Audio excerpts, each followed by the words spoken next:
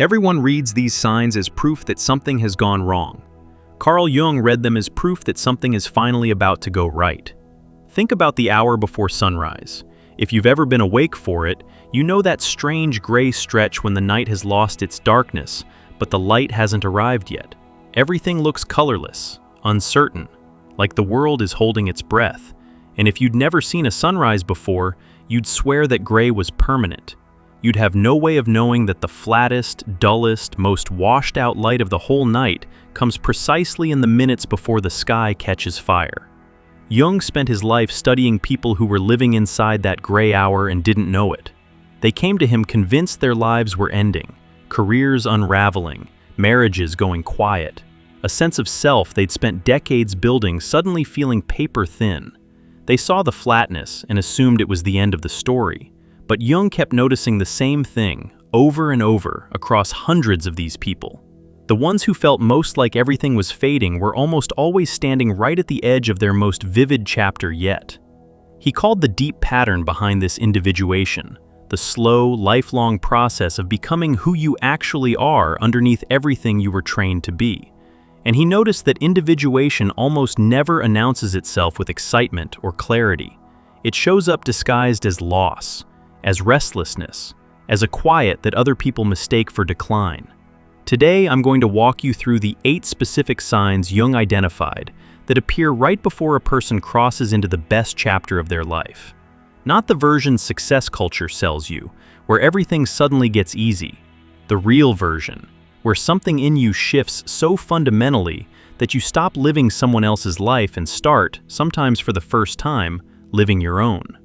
If you recognize even 3 or 4 of these in yourself right now, pay close attention, because that gray hour you're standing in might be a lot closer to dawn than you think. The first sign is that you've lost the appetite to prove yourself to people who don't understand you. For most of your life, there's a particular hunger that drives an enormous amount of your behavior. The hunger to be understood, to be seen accurately, to make the people around you finally get who you are and why you do what you do. You explain yourself, you defend your choices, you replay conversations afterward, crafting the perfect thing you should have said to make them understand. Then, at some point, that hunger just goes quiet. Someone misreads you, and instead of the old urge to correct them, you feel something closer to indifference. Not coldness toward them exactly. You still care about them as a person. You've just stopped needing their understanding as fuel. You realize you can be misunderstood by someone and still be completely fine. The conversation ends, they walk away with the wrong idea about you, and the sky doesn't fall. Jung would have recognized this immediately as the ego loosening its grip. For years, your sense of who you are lived partly outside of you, in other people's perceptions, in their approval, in whether they nodded along when you explained yourself. That's the persona at work. The social mask that has to constantly be maintained, adjusted, and defended in front of an audience. Maintaining it takes enormous energy, though you rarely notice the cost because you've been paying it your whole life. When you stop feeling the need to prove yourself, what's actually happening is that the center of your identity is migrating inward. You're beginning to know who you are from the inside, and once you know something from the inside, you no longer need it confirmed from the outside. This is one of the earliest tremors of real transformation, and almost everyone misreads it. They think they've become jaded, or that they're giving up, or that they don't care anymore. What they're actually experiencing is the first taste of a self that doesn't require witnesses. And here's the strange part. Once you stop spending energy proving yourself to people who were never going to understand you anyway, that energy has to go somewhere. It comes back to you. It becomes available for the life that's trying to begin. The second sign is that your old relationships have started to feel like they're happening behind glass. You're sitting with people you've known for years, friends, family, the crowd you've always run with, and something is off. The conversation flows the way it always has. Everyone's laughing at the right moments. From the outside, nothing has changed, but inside you feel a strange distance, like there's an invisible pane of glass between you and the room. You can see them, hear them, reach toward them, but you can't quite touch them the way you used to. This terrifies people when it first happens, because they assume it means they've stopped loving the people they love. But that's not what Jung saw when he looked at this pattern. He understood that relationships form around a specific version of you, the version that existed when the relationship was built. Your friendships were calibrated to a particular self. Your family knows a particular self. And when that self begins to dissolve so a truer one can emerge, the relationships built on the old self suddenly have nothing solid to hold on to. The glass you feel is the gap between who they still expect you to be and who you're quietly becoming. They're relating to a version of you that's already fading, and some part of you can feel the mismatch even when you can't name it. You keep showing up as the old self out of habit and loyalty, but it fits worse every time, like performing a role you've half forgotten the lines to. Jung was honest about what this means, and it isn't always comfortable. Some of those relationships won't survive the transition because they were built entirely on the old configuration. But many will. They'll just have to be rebuilt on new ground, around the person you're actually becoming. That rebuilding can only happen after the glass appears. The distance isn't the death of connection. It's the necessary space that has to open up before a more honest connection can form.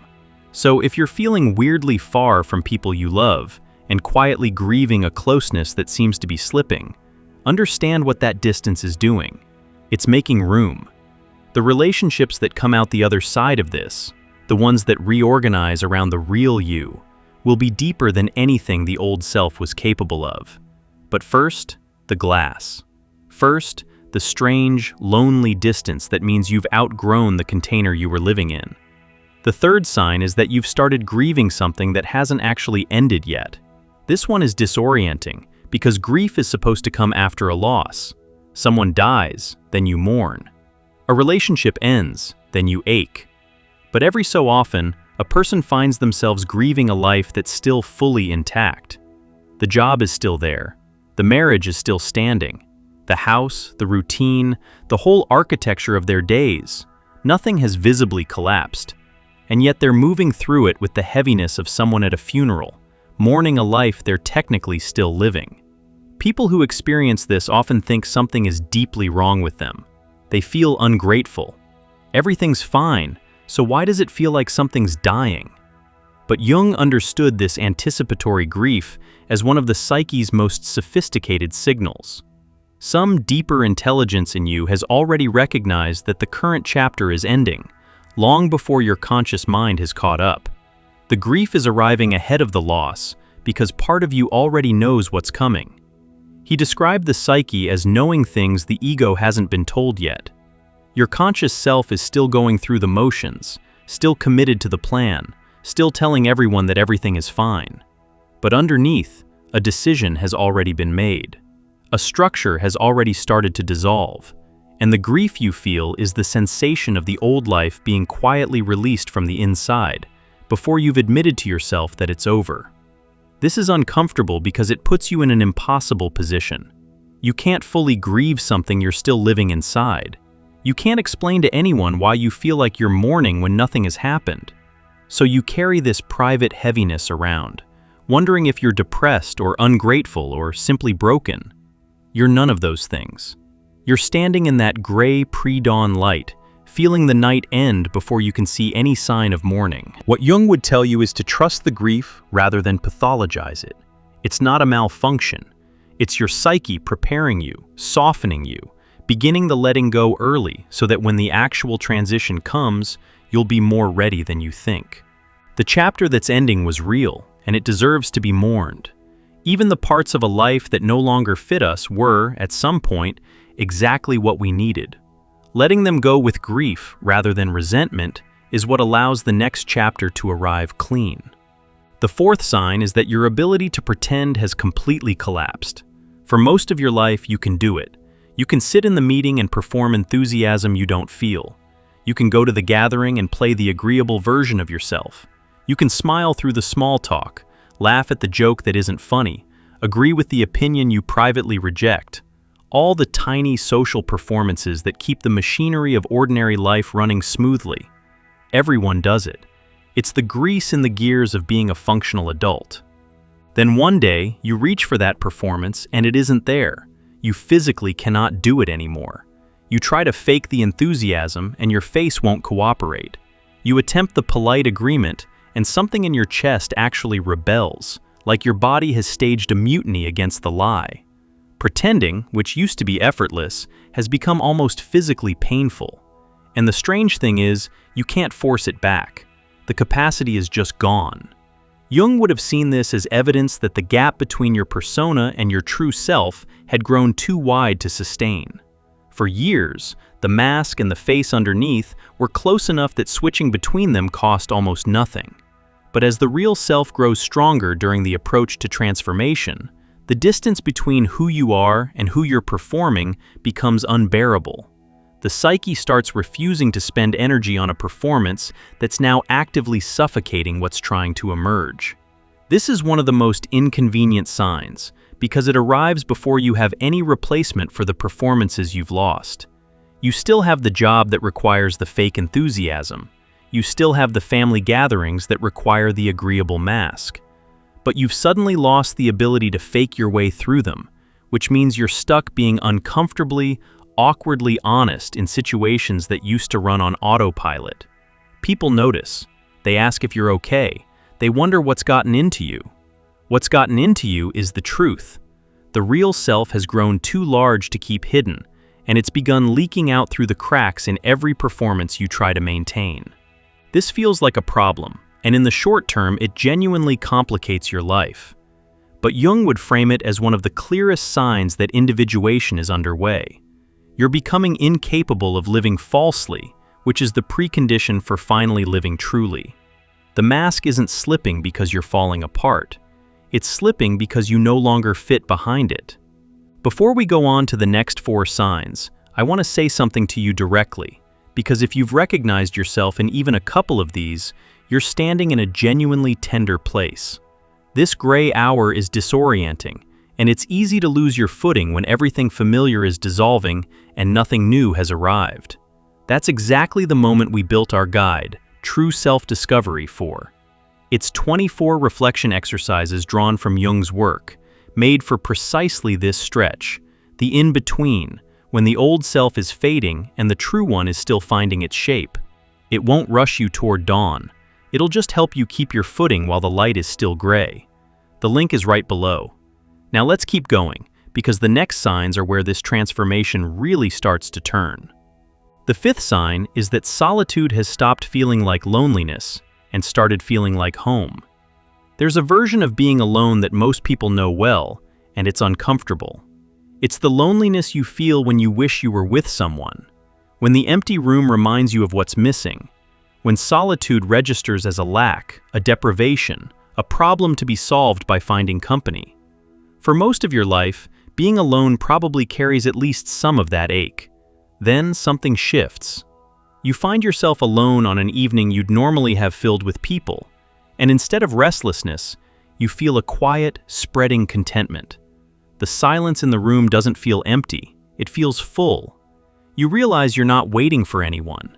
You're not counting the hours until you can be around company again. You're just there, in your own presence, and it's enough. More than enough. You start, almost guiltily, to prefer it. Jung saw this as one of the most significant markers of psychological maturity.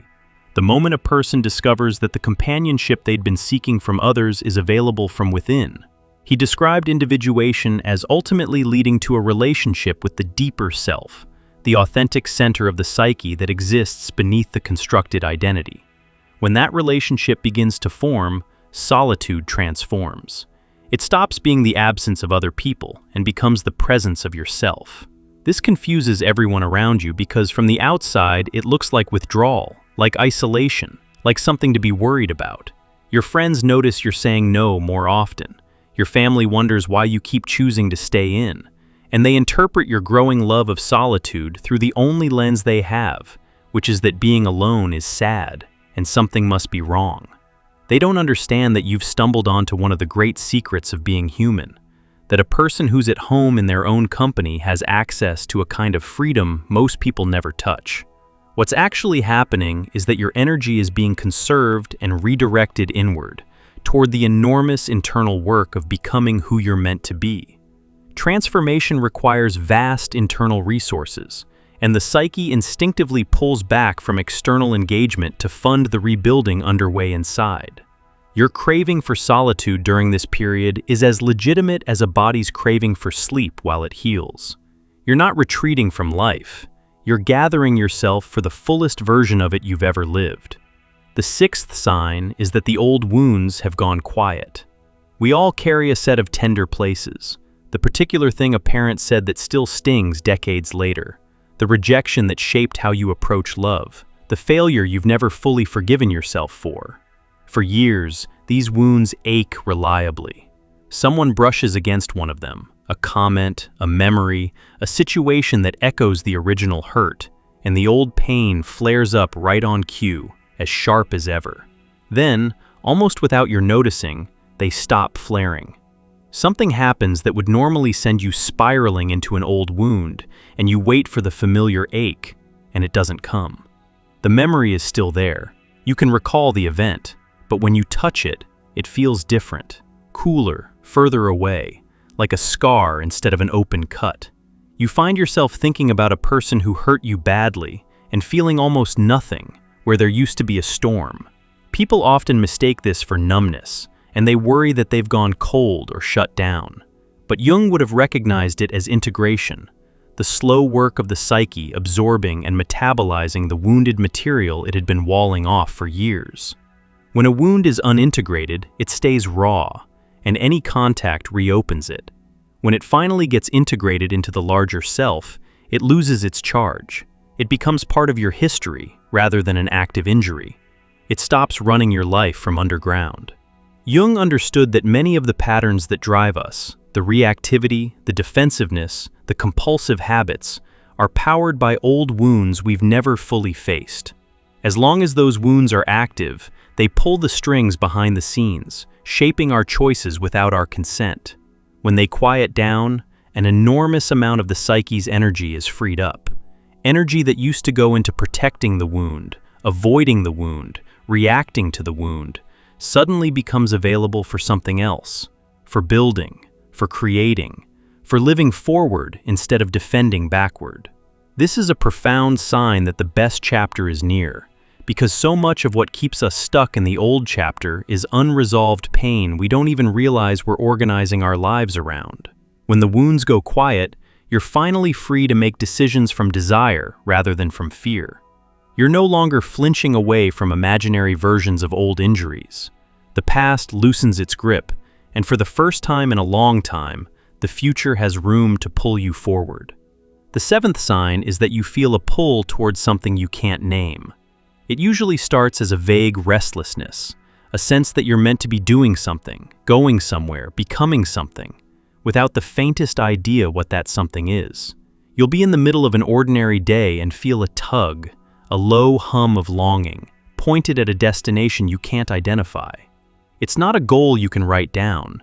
It's more like a direction your whole being is quietly leaning toward, even though you can't see what's at the end of it. This is maddening because we're trained to want clarity. We want to know what we want so we can go get it.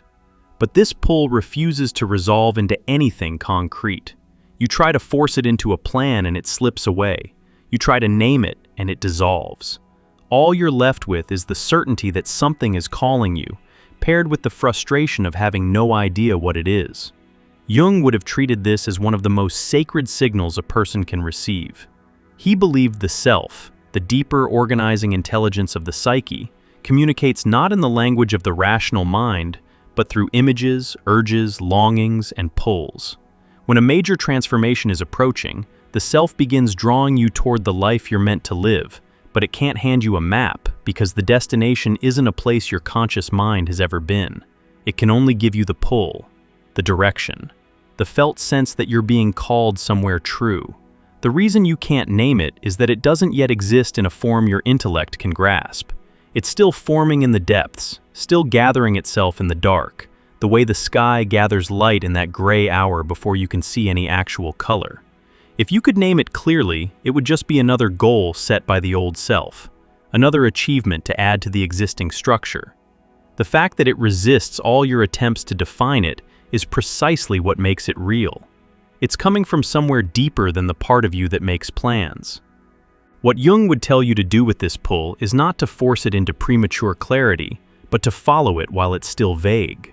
Move in the direction of the longing even when you can't see where it leads. Take the small step that feels inexplicably right. Trust the tug even when your rational mind demands a full itinerary first. Because this nameless pull is the psyche steering you toward your own becoming. And the whole point is that you have to move before you can see. The clarity comes after the step, not before it. Follow the pull, and the destination reveals itself one stretch of gray road at a time. The eighth sign is that you've stopped asking why this is happening to you. For most of a difficult stretch, there's a question that runs underneath everything. Why me? Why now? Why is this happening? It's the question of someone who feels life is being done to them, a victim of circumstance, of other people, of bad luck, of a world that isn't cooperating with the plan. That question can dominate an entire period of struggle, coloring every hard day with a sense of unfairness and powerlessness. Then, at some point, the question simply stops. Not because your circumstances got easier, but because something in you quietly shifted. You stop asking why this is happening to you and start, almost without deciding to, asking what this is asking of you.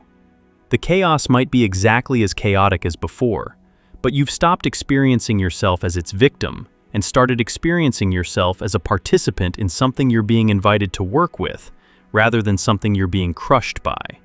Jung considered this one of the most powerful turning points in the whole process of individuation. As long as a person stays inside the victim story, they hand all their power to whatever they're blaming: their parents, their circumstances, their bad luck, their past. The moment they reclaim their own participation, even the painful, complicated recognition that they had a hand in the patterns that shaped their life, they take back the power to change. You can't transform a story in which you have no agency, and the shift out of the victim question is the shift into agency. This doesn't mean you start blaming yourself for everything, which is just the victim story pointed inward. Jung was careful to separate responsibility from guilt. It's not about deciding you caused all your suffering. It's about recognizing that you're the one who gets to respond to it, that your response is the one variable you actually control, and that this control is enormous. When you feel a strange calm settle over you in the middle of ongoing chaos, when the frantic "why me" gives way to a steadier "what now?", you've crossed a threshold that most people never reach. That calm in the chaos is unmistakable once you've felt it. Nothing external has been solved. The situation is still hard, but you're moving through it from a different place, grounded, oddly steady, no longer at war with your own life. Jung would tell you this is the sign that you've stopped resisting your transformation and started cooperating with it. And when a person stops fighting the dawn and simply lets it come, the light arrives faster than they ever expected. So look at where you are right now. The lost appetite to prove yourself, the glass between you and people you love, the grief for a life that hasn't ended, the collapse of your ability to pretend, the strange contentment in solitude, the old wounds going quiet, the pull towards something you can't name, the calm that's replaced the question of why. Any one of these on its own might mean many things, but when several of them are moving through you at once, Jung would say you're not falling apart at all. You're standing in that gray hour, and the flatness you feel is the specific quality of light that comes right before the sky catches fire. Here's what he understood that almost no one around you does. The best chapter of your life was never going to announce itself with fireworks and certainty. It announces itself the way dawn does, with a period of colorless, uncertain gray that looks like nothing is happening, when in fact, everything is about to. The dissolution of the old self isn't the end of your story. It's the necessary emptying that makes room for a self that's actually yours. Not inherited, not performed, not built from other people's expectations. Yours. And the reason it feels so much like loss is that you have to let the old chapter close before you can read a single word of the new one. There's no way to skip that part. Jung looked for a shortcut his entire career and never found one. The gray hour is the doorway. The letting go is the beginning. And the very fact that you're recognizing these signs at all means your psyche has already decided you're strong enough to make the crossing. It doesn't begin dismantling a structure it isn't ready to rebuild. So, stay where you are for now. Keep standing in the gray. Resist the pull to run back to the life that's already ending behind you, and resist the panic that says the light is never coming. Everything Jung spent his life studying points to the same quiet truth, that the people who can tolerate the flat, colorless hour without fleeing it are the ones who get to watch the sunrise they can't yet imagine. You're closer to it than the dimness would have you believe. And what comes next is going to be more real, more alive, and more genuinely yours than anything the old chapter ever allowed. If you haven't yet, take a look at our guide, True Self-Discovery. 24 reflection exercises rooted in Jung's work, built for exactly this gray hour you might be standing in right now. A way to keep listening to what's trying to emerge so you can meet the light instead of sleeping through it. The link is right below.